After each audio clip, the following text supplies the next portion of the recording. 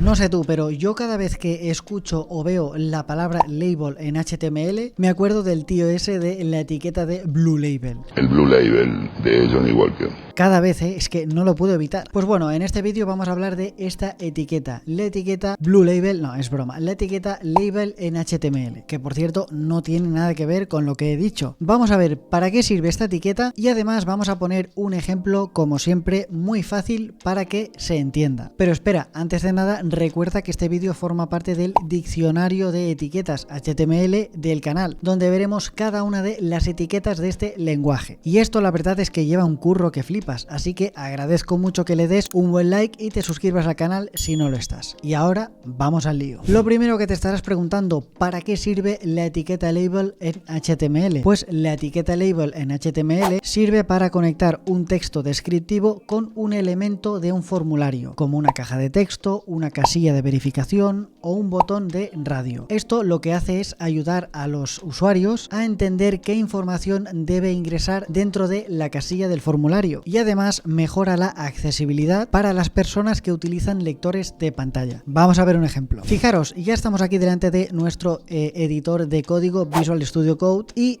fijaros que aquí tenemos el típico documento HTML con un head, un body y dentro del body tenemos un formulario de contacto, o mejor dicho, un contenedor de un formulario de contacto y dentro tenemos el formulario, que es la etiqueta form. Pues bien, dentro de este formulario tenemos varios campos. Si os fijáis, tenemos un div aquí con la clase campo y dentro de cada campo tenemos un label y un input. El label es, digamos, el título que antecede el input, que el input es donde introduces la información, ¿de acuerdo? Entonces, cada label será, digamos, una descripción de lo que has de poner. En este caso, si ponemos nombre, pues está claro lo que tenemos que poner, ¿no? Si en otro campo es una selección, como en este, y ponemos selecciona una opción, este sería el label. ¿Vale? Ayuda al usuario a entender qué es lo que tiene que hacer en cada caso. Y lo mismo ocurriría pues en todos los campos que tengamos en nuestro formulario. En este pues tiene activar las notificaciones, sí o no. Entonces, ¿cómo quedaría esto en el navegador? Pues vamos a verlo. Fijaros, tenemos el título del formulario, ¿vale? Formulario interactivo. Y aquí tenemos el label, que sería esto que pone nombre. Y la caja sería el input. Pues bueno, todos estos títulos serían el label, que hacen lo que hemos comentado. Tienen la función de describir lo que el usuario ha de poner en cada caso. Nombre, pues nombre. David. Selecciona una opción, pues la 2. Activar notificaciones, por supuesto. Y enviamos. Entonces, la gran pregunta, ¿es necesario poner siempre la etiqueta label? Pues la verdad es que no. No es estrictamente necesario poner la etiqueta label. Pero